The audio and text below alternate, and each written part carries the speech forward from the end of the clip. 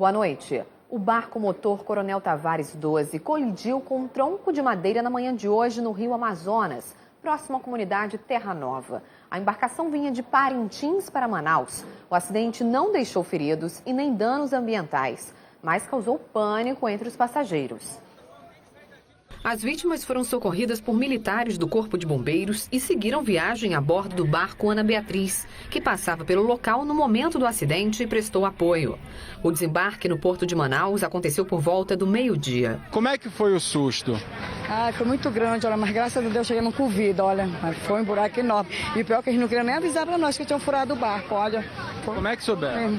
Foi no barco que deu, entendeu? Aí foi quando eu disse, moça, o que foi que aconteceu? Ela, ai, moça, furaram lá embaixo do barco. Aí começou a encher água lá por debaixo. Houve desespero do pessoal? Muito, amigo. De acordo com a Marinha do Brasil, que prestou apoio ao Corpo de Bombeiros, a colisão causou um rompimento no casco da embarcação.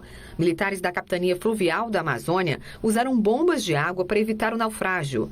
Apesar de a Marinha ter informado que havia coletes salva-vidas para todos os passageiros, algumas vítimas reclamaram da validade dos equipamentos. Tava tudo fora da validade. Fora da validade? Fugiu.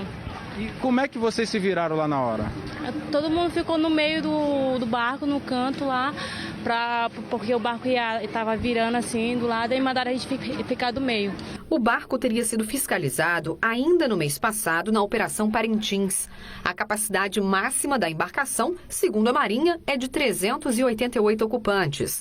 Mas neste anúncio em um site comercial, a lotação é de apenas 156 pessoas. No momento do acidente, foram contabilizados 250 passageiros. A capitania já começou o levantamento de dados para abrir um inquérito administrativo e apurar as causas e os responsáveis pelo acidente.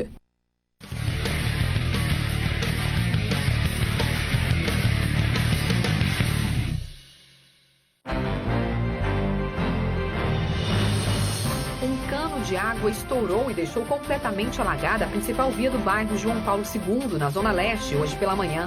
Os moradores tiveram dificuldades para circular e o tráfego de veículos só fez aumentar o problema. A Manaus Ambiental prometeu consertar o vazamento.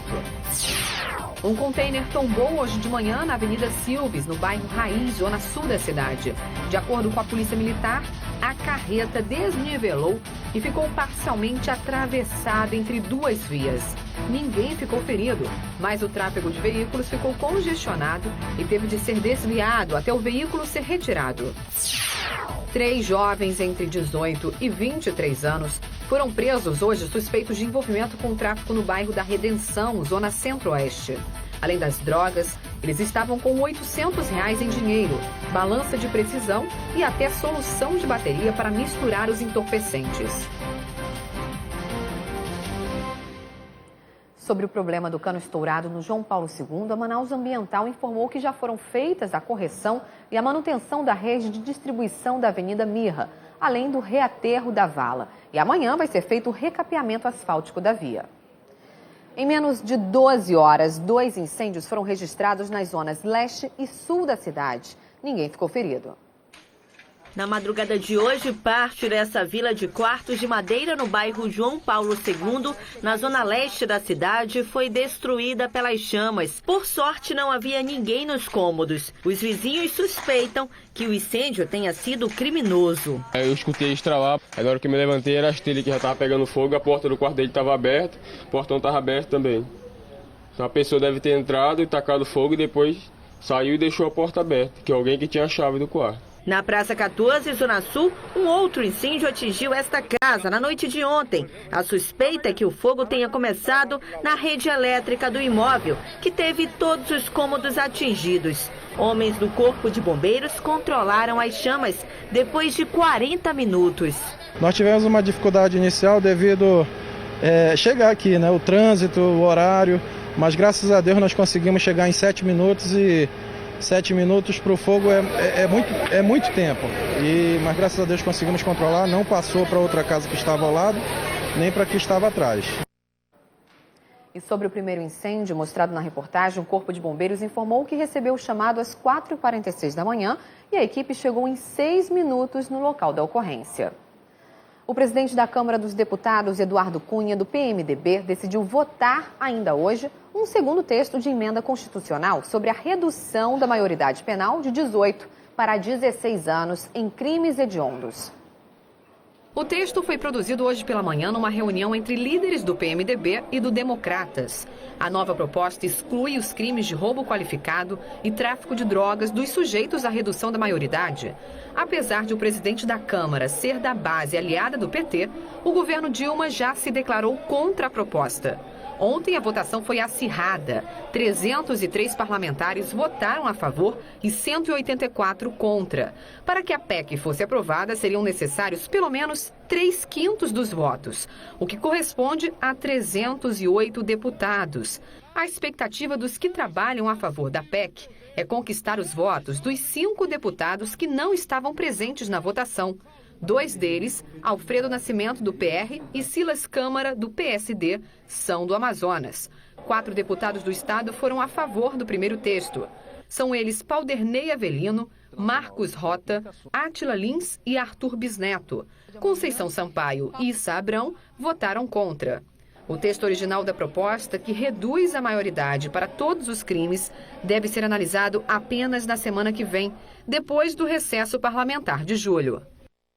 E vamos falar agora sobre a greve na SUFRAMA. Hoje, a sessão no Congresso, que deveria apreciar o veto da medida provisória, que assegura um novo plano de cargos e carreiras para os servidores da autarquia, foi adiada. A repórter Samira Benoliel tem mais informações. Boa noite, Samira. Esse assunto é urgente diante de tantos prejuízos causados pela paralisação nos serviços de desembaraço de mercadorias pela SUFRAMA. Boa noite, qual é a previsão agora? Somente na próxima semana. Por falta de quórum, a sessão do Congresso, que iria discutir a derrubada do veto do novo plano de cargos e carreiras para os servidores da SUFRAMA, foi transferida desta quarta para o próximo dia 14. A expectativa dos servidores também está em torno de uma proposta do Ministério do Planejamento que deve ser apresentada na semana que vem. O governo quer transformar a SUFRAMA, que hoje é uma autarquia, em uma agência executiva, que daria aí condições para o Ministério do Planejamento de alterar os cargos e salários dos servidores sem provocar uma reação no funcionalismo federal por reajustes salariais. Mais cedo, conversamos com a senadora Vanessa Graziotin, do PCdoB, que encarou o adiamento da sessão como algo positivo realmente. Na opinião dela, não haveria número suficiente de parlamentares para defender os interesses dos servidores. A senadora disse ainda que o objetivo da bancada amazonense é derrubar o veto, mas se a proposta do governo contemplar as reivindicações da categoria, não haverá problema. A ideia é que a nova reformulação da SUFRAMA seja feita por meio de um projeto de lei a ser enviado ao Congresso. Nós estamos avançando. Eu acho que é importante e darmos agilidade. Já estamos na quarta-feira, semana que vem, creio que terça-feira a gente deva ter todas as bancadas dos estados, Acre, Rondônia, Roraima, Amazonas e Amapá, uma conversa com o ministro que já deva ter retornado da viagem e mostrar a ele a nossa disposição e os prejuízos que vem causando em nossa região e que causam também, impactam negativamente a nossa economia, que já vive momentos de muita dificuldade. A expectativa é que o encontro seja feito com o titular da pasta, Armando Monteiro, que está nos Estados Unidos numa comitiva da presidente Dilma Rousseff. Volto com você, Amanda. Muito obrigada pelas informações, Samira. Uma boa noite para você. Tomou posse hoje o novo secretário de Saúde do Estado, Pedro Elias. Ele substituiu Wilson Alecrim, que pediu para sair. A posse vem num momento delicado em que o governo tomou algumas medidas para controlar os gastos, principalmente com relação ao atendimento médico. Pedro Elias é cirurgião geral e ocupava o cargo de diretor-presidente da Fundação do Coração Francisca Mendes. Nesta quarta-feira, ele assumiu oficialmente o cargo de secretário de Saúde, em um momento em que o governo fala em diminuição de gastos. O que vai mudar é que agora, com a crise, todos nós, não só a saúde, teremos que nos ajustar ao tamanho que os recursos do Estado têm, não é? No passado, como vocês sabem, nós tínhamos receitas crescentes. Isso nos possibilitava alçar voos mais altos. Agora, com queda de arrecadação sucessivas, você ter uma ideia, só de ICMS, nesse período de 6 meses, a queda foi de 433 milhões de reais. José Melo também falou sobre a redução de plantões nos hospitais públicos. O que nós estamos fazendo é reunindo com cada cooperativa, não é? E fazendo os cortes juntamente com eles, sem que haja prejuízo do status quo. Entendeu? Eu não quero que haja nenhuma redução nas cirurgias, na oferta dos serviços, nos exames laboratoriais, dos exames de toda a natureza. Eu não quero. Eu quero tirar gorduras. Eu não quero cortar serviço. E é esse quadro que vai tornar o desafio de Pedro Elias ainda maior. Nós precisamos racionalizar os custos, nós precisamos melhorar os processos de gestão e precisamos manter a qualidade do nosso atendimento. Essa é a nossa meta principal. O atual secretário vai contar com a ajuda de Wilson Alecrim, que depois de 2 mandatos seguidos, pediu para deixar o cargo. Ele alegou que precisa ter uma rotina menos intensa aos 68 anos. Mas vai continuar na Suzan, agora como assessor. Eu tenho atividades que eu faço em Brasília, junto ao Ministério da Saúde também, que eu vou continuar com todas lá. Tem a parte dos municípios do interior que eu ajudo também os prefeitos. Eu vou continuar fazendo isso por todos eles para que possamos continuar melhorando e fazer esse enfrentamento das dificuldades que tem aí pela frente. Agora à tarde, o Sindicato dos Rodoviários esclareceu os motivos da paralisação de hoje no centro de Manaus. Amanda, segundo o Sindicato dos Rodoviários, a manifestação de hoje não teve a adesão da categoria. Ela teria sido coordenada por um grupo da oposição que perdeu na última eleição. Quem tem os detalhes sobre essa manifestação e essa confusão entre esse grupo e a atual diretoria é o presidente do Sindicato dos Rodoviários, Givanci Oliveira. Quer dizer, não teve a adesão da categoria à manifestação de hoje, é isso? Na realidade, foi um membro que perdeu a eleição para nós na última eleição passada, e o outro é seu Jânio da Costa Pereira, que não é da categoria, é empresário de ônibus. Ele tem várias cooperativas aqui que operam na cidade de Manaus, e o outro é seu Francisco Bezerra, que também não faz parte da categoria. O que eles queriam tão somente era fazer um ato político para tentar se dar bem no tribunal, para a audiência que vai ter na próxima terça-feira, onde eles buscam assumir o sindicato como junta governativa para mais uma vez vender nossa convenção. Vocês pretendem fazer alguma coisa em relação a essa manifestação que envolveu aí o nome da categoria? A gente vai buscar a justiça para que a justiça possa responsabilizá-lo conforme lei. Muito obrigada, presidente. Lani Guzmão para o Acrística na TV. Na semana passada, a Prefeitura acertou uma parceria com o Exército para finalizar a ciclovia do Boulevard Álvaro Maia, no bairro Praça 14. Hoje, o Grupo Pedala Manaus apresentou propostas para incentivar o uso de bicicleta, não só como instrumento de esporte e lazer, mas também como meio de transporte. No encontro com o prefeito, os ciclistas apresentaram uma carta de propostas e pediram que fosse feito um estudo para que a bicicleta seja usada com mais frequência. Uma das ideias é criar bicicletários em vários pontos da cidade, além de outras ações para incentivar a utilização desse meio de transporte, que não polui e é mais saudável. E temos um projeto que virá patrocinado por um grande banco brasileiro para em 2016 fazermos a chamada bicicleta compartilhada. O representante do Pedala Manaus avaliou a reunião como positiva e disse que essas conversas ajudam a colocar em prática as sugestões. A gente acredita que esse é o espírito, isso tem que ser mantido. A gente não pode ir para o embate, a gente tem que ir para o debate, sempre trazendo propostas, alternativas, sabendo ouvir as críticas, desde que sejam construtivas, e ter acesso aos órgãos decisórios para que a gente possa também apresentar nossas sugestões. Já os taxistas de Manaus ainda reclamam do aumento da tarifa do quilômetro rodado. É que para eles o reajuste liberado pela Prefeitura significou um ganho de apenas poucos centavos. Além disso, os passageiros estão deixando de usar os táxis para evitar gasto com esse tipo de transporte. Este jornalista tinha 2 empregos e usava o táxi para se locomover. Arthur gastava em média R$ 600 por mês. Depois mudou para mais perto e passou a usar menos o serviço. Uma corrida que antes eu fazia que dava R$13, hoje já chega a quase 20, que é quando eu vou para o trabalho e preciso usar o táxi. Então pesa bastante, no final das contas pesa bastante, porque aí você vai no teu orçamento, aumentou o supermercado, aumentou a luz, enfim, vai juntando tudo e no final das contas acaba faltando, né?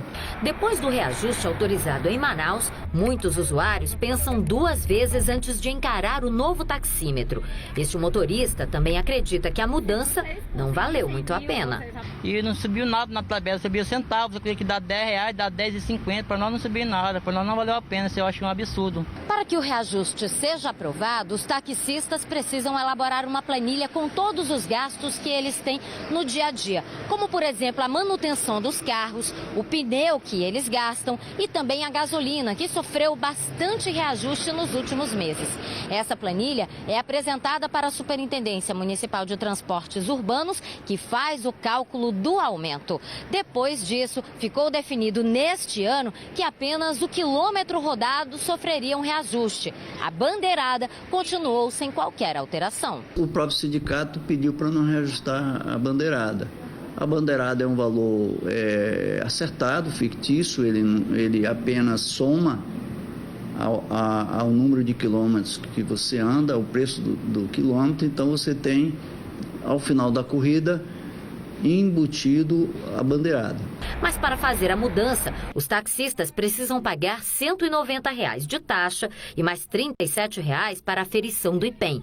O presidente do sindicato atendeu uma solicitação da categoria, mas acredita que agora será preciso esperar um tempo maior para pedir um novo reajuste.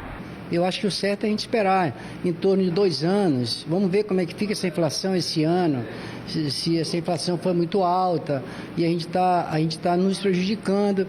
Aí sim, o sindicato solicita outro reajuste sem problema nenhum.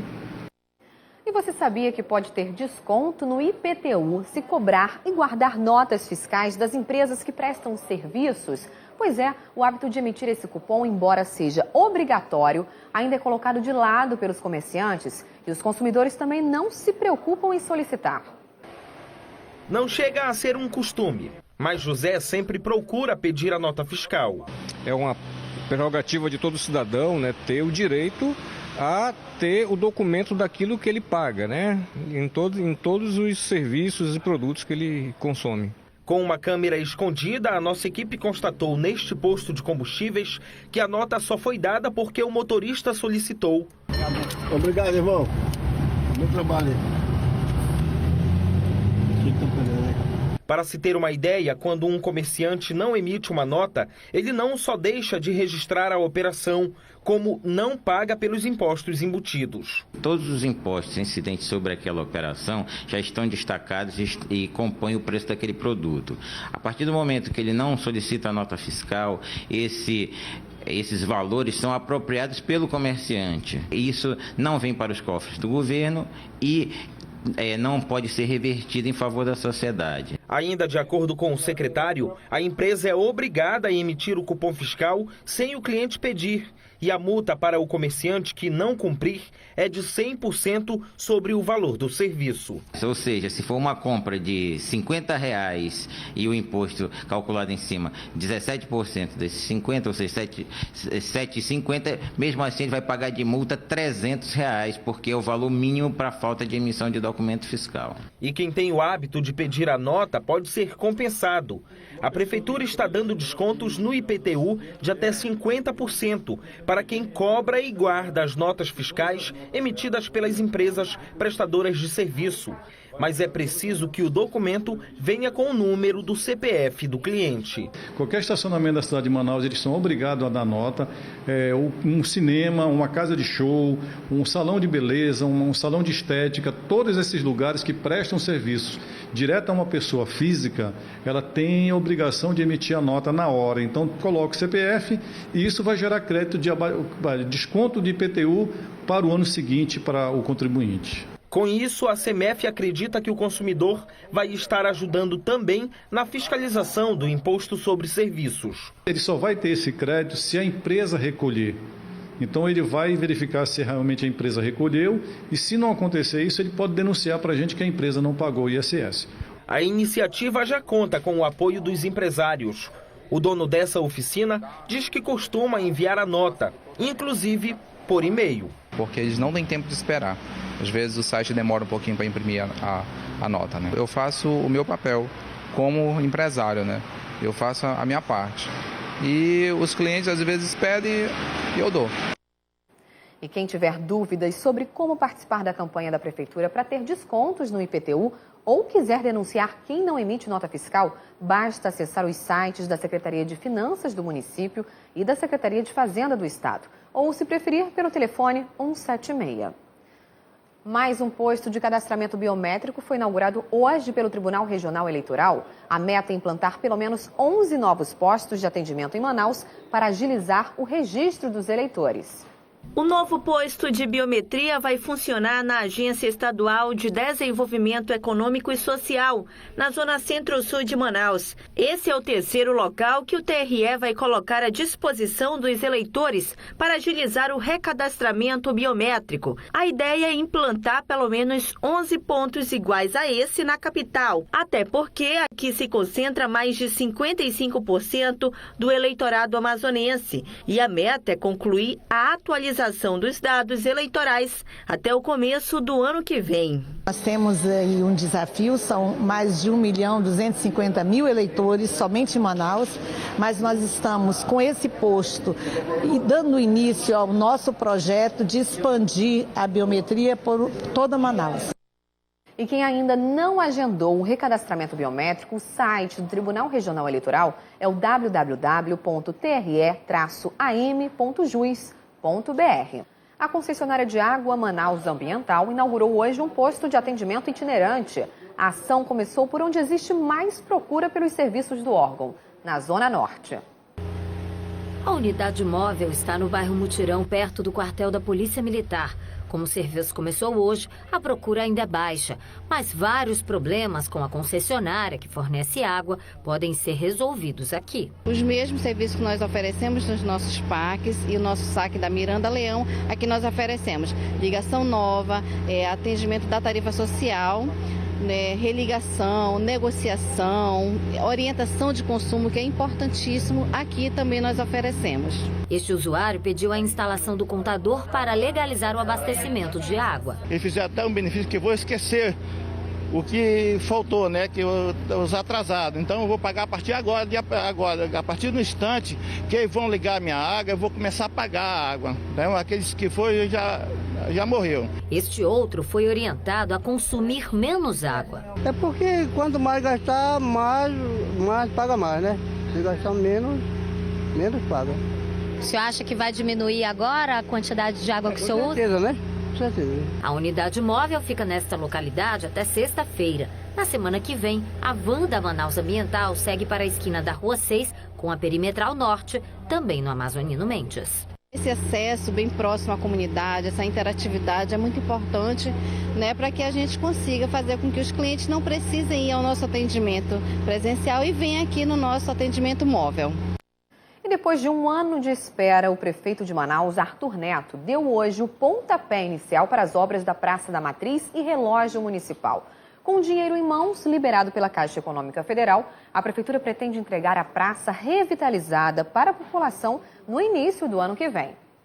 Os tapumes já estão na Praça da Matriz há mais de um ano. Tudo isso porque levou tempo para a Prefeitura conseguir a liberação de órgãos federais, como o Instituto de Patrimônio Histórico. Mas depois dessa burocracia, o projeto foi liberado e agora a Prefeitura tem dinheiro para começar as obras de revitalização da Praça da Matriz e do Relógio Municipal. Os recursos são do PAC Cidades Históricas do Governo Federal. Em janeiro deste ano, a Prefeitura assinou um convênio de 15 milhões de reais com a Caixa Econômica para 4 projetos do Centro Histórico. O projeto da Matriz foi o primeiro a conseguir a liberação. A gente está começando hoje a parte de captação dos pisos que vão ser implantados, exatamente o restauro, né, do pavimento. Quando que a população vai poder ver um pouquinho do que vai ser a nova matriz? A gente tem 8 meses de obra, tudo indica que aí no começo do ano que vem essa obra vai estar na rua. Agora a Prefeitura aguarda a liberação de verba de mais 3 projetos nos próximos dias. Apenas um encaminhado à Caixa ficou pendente, a reforma da Praça Dom Pedro II, aqui na frente do Paço Municipal. Está aguardando a Prefeitura com o IFAM fazer essa verificação do sítio arqueológico. Os projetos da Praça 15, da Praça Terreiro Aranha, Praça da Alberto Vale e do entorno Adolfo Lisboa já estão aprovados na Caixa, estão agora em fase de análise na Caixa do processo licitatório e um deles aguardando isso para poder finalizar. Outros 5 projetos do PAC estão com a licitação em andamento. Uma delas é a restauração completa aqui da Câmara Municipal Antiga, outra o Museu do Homem do Norte, outra aqui a Praça Dom Pedro II, esta aqui em frente ao Paço Municipal, em frente ao Palácio Rio Branco. São 10 obras que nós pedimos 4 foram concedidas, 6 estão sob análise, 5 sob análise e uma sexta, ela não foi analisada ainda pelo IPHAN, porque houve essa confusão sobre a quem pertencia o Cabaré Chinelo. Samira Benoliel para a Crítica na TV. Agora vamos mudar de assunto e falar de um incômodo para muita gente, a má digestão. Quem tem esse problema com certeza sofre com aquela famosa queimação ou a sensação de inchaço. Mas olha, tem gente que tem um truquezinho para contornar essa situação. Uma bela feijoada, calabresa, quem resiste? O problema é que quem tem má digestão, depois de comer um prato com tudo isso, já começa a sentir os efeitos da comida pesada. Não sei, de queimação geralmente, né? Desconforto no estômago, um ardor, uma coisa assim. E você, o que você sente quando tem má digestão? Cara, desconforto, azia. Má digestão? Eu acho que está ligado a algum sintoma como azia, por exemplo, ou qualquer coisa desse sentido. E é exatamente isso. Mas Dona Rita já não sente esses sintomas faz tempo. Na casa dela, vários chazinhos, de casca de laranja, de canela e muitos outros. Ela diz que são os melhores remédios. Eu gosto muito de farofa, ou um peixe frito, qualquer comida assim com óleo.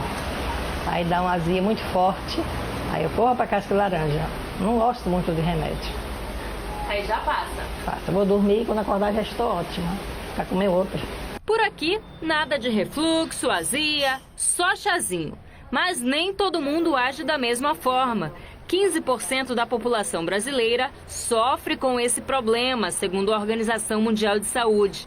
Algumas atitudes simples podem reverter esse quadro. Além de não comer alimentos pesados e gordurosos, a dica para quem não quer ter má digestão é evitar alguns hábitos bem comuns, como comer deitado ou ingerir líquido durante as refeições. Você come, fica com o estômago muito cheio, fica de difícil digestão, por quê? Porque a gordura tem difícil digestão. Ela é pré-quebrada no estômago e depois vai para o intestino. Então, isso estimula muito o corpo, né? E como é gordura, a gordura puxa muita energia do corpo. E a pessoa fica cansada, mais lenta. Se a má digestão não for tratada de forma adequada, pode se transformar em algo mais grave. Geralmente, quem tem má digestão já tem um refluxo antes e às vezes nem sabe. Dados mostram que 50% das pessoas acima de 50 anos já têm refluxo, ou seja, um pré-hérnia de hiato, e não sabem. Dona Rita tem 65 anos, mas não faz parte dessa estatística. Para se prevenir, cada um tem sua maneira. O chá de canela é muito bom para má digestão. Para criança, né, que não é fraquinho. E para adulto eu sou mais uma casca de laranja. Depois do almoço, vai descascando a laranjinha, pode ser a casquinha seca, pode ser verde. Aí deixa amargar um pouco e vai tomando, né? É tira e queda. Tira e queda. E uma fruta encontrada em áreas alagadas da Amazônia tem o tamanho de uma jabuticaba e é apontada por pesquisadores como a maior fonte de vitamina C do mundo. Só uma unidade equivale ao suco de 30 limões. É o camu-camu. O camu-camu, apesar de regional, não é tão conhecido por aqui. Este pesquisador do INPA, que estuda a fruta há mais de 20 anos, conta que ela é boa para curar e prevenir uma infinidade de doenças. Quer dizer, é rico em potencial antioxidante e rico em fibras, minerais. Então, o camu-camu é como sempre eu falo, o camu-camu é o ouro da Amazônia, né? A fruta tem a maior concentração de vitamina C do mundo. Para se ter uma ideia, apenas uma unidade tem mais vitamina C do que 20 laranjas ou 30 limões. Como ele conserva todos os nutrientes, mesmo em forma de polpa ou desidratado, a pesquisa desenvolveu cápsulas do camu-camu e comparou com os remédios que já existem no mercado. Cápsula de camu-camu em torno de 320 miligramas, comparando com a vitamina C sintética. O camu-camu ele decresceu a parte de obesidade, colesterol total e o LDL, que é o mau colesterol. E agora, o INPA aguarda o interesse dos laboratórios para comercializarem como remédio.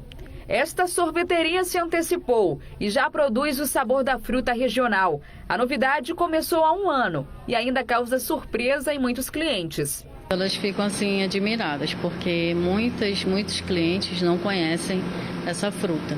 Eles pedem para experimentar, o funcionário ele é orientado a fazer uma degustação. Aí eles acabam experimentando, acho gostoso. Que faz bem à saúde a gente já sabe, mas será que o sorvete também agrada o paladar? Para saber disso, nós viemos à rua e vamos perguntar se, além de saudável, ele também é saboroso. O gosto confundiu, causou curiosidade e surpreendeu muita gente. Com tantos benefícios, fica difícil não querer repetir. Muito gostoso. Gostou? Muito mesmo. Gostou? Tá muito azedo. Pois é, ficou na dúvida agora se é bom ou se é azedo. E agora vamos para o futebol. Hoje teve mais uma rodada do Campeonato Amazonense de Juniores. A gente acompanhou a partida entre Faixa e São Raimundo, que aconteceu no CT da Ubra. Vamos ver. O jogo começou com os dois times se estudando bastante, mas o primeiro gol não demorou a sair. Aos 10 minutos do primeiro tempo, o Faixa marcou o primeiro, num contra-ataque com o Alexander. Pouco tempo depois, aos 16 minutos, o São Raimundo empatou com o Vitor de cabeça, mas foi o primeiro e único gol do Tufão na partida. O Faixa ainda marcou 3 vezes no primeiro tempo, aos 34 com Kennedy, aos 36 de pênalti com Jack Chan, e aos 40 com François. Fim de primeiro tempo, 4-1 para o rolo compressor. No intervalo, o Conselho Regional de Educação Física fez uma fiscalização. Toda a comissão técnica no futebol de base é obrigada a ter o registro no conselho. A gente faz um trabalho de orientação, primeiramente, né? As equipes estão bem sendo orientadas com relação a isso. Elas já sabem, na verdade, né, com relação ao regulamento. E às vezes há algumas falhas, né? No segundo tempo, uma substituição mudou o rumo do jogo. Felipe fez 3 gols, aos 17 minutos, aos 25 e aos 35. Para fechar a goleada do Fast, Jack Chan, aos 45, marcando o segundo dele na partida. Fim de jogo, Fast 8, São Raimundo 1. Eu entrei no segundo tempo para ajudar a minha equipe e já estava quase ganho, né? Porque 4-1, entrei já estava 5-1. Eu tive essa oportunidade de fazer 3 gols. Graças a Deus, Deus me ajudou aí, me abençoou. E a gente está em primeiro lugar do campeonato. O time jogou de acordo com o que treinou. Nós fizemos uma péssima partida no jogo passado. Tive que fazer 5 substituições. Com essas substituições o time ficou mais leve, mais rápido. Acho que eles entraram em campo consciente da responsabilidade deles, que tinha que ganhar o jogo, ser primeiro lugar e levar a vantagem para o Perde-Sai. A gente lutou, né? Por o que deu. Vamos pro confronto, né? Tentar ganhar do Asa agora para ir pro confronto direto. Nada tá perdido, né? A esperança é o time aqui move, vamos lutar. Assim como jogamos com garra e determinação aqui, vamos jogar no próximo jogo.